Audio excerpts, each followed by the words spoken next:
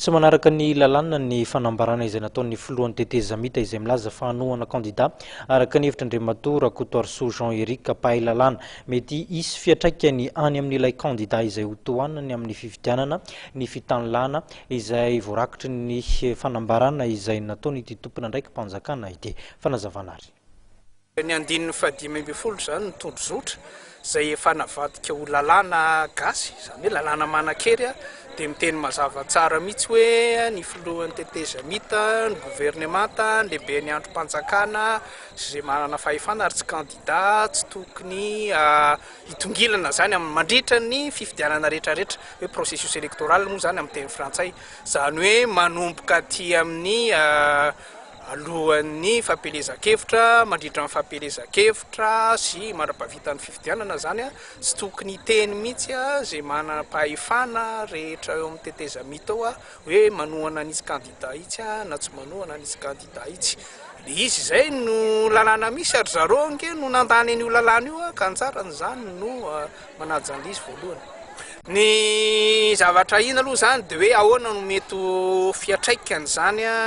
satria raha misy ny fitoriana ny candidat Robinson moa zany efa niteny hoe ametraka fitoriana izy any amin'ny CES dia hoe le any amin'le candidat zay nitohanana ve no isy ny fiatraikany hoe ho tonga hatrany amin'ny hoe tsy lany matitra moa zany raha hoe atao amin'ny teny tsotra sy mazava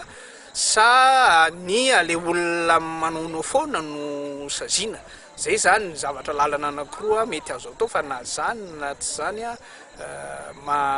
tsy mety aloha reny zavatra reny ary na olon-tsotra ary mahita hoe tsy mety le izy hoe inona ity filohan'ny androm-panjakana inona ty hoe filoham-pirenena mandika lalàna satria zay mpitondra fanjakana ange ny tokony modely atao amin'ny fiarahamonina amin'izany resaka hoe fanajana ny lalàna zany ka raha ny manomboka le izy dia miteraka olana be tsy fantatra tsony zany hoe inona zany ndikan'izany zavatra rehetrarehetra zany misy ange mazava be mihitsy le hoe neutralité politique tsy hatra zay fiheverany sasany azy hoe maneho faneho-kevitra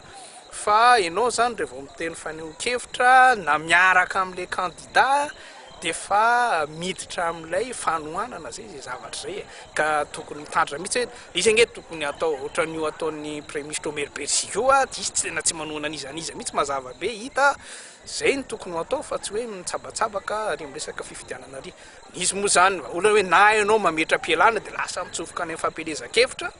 na ianao mijanona hoe filohan'ny androm-panjakana dia mangina ary tsy miditra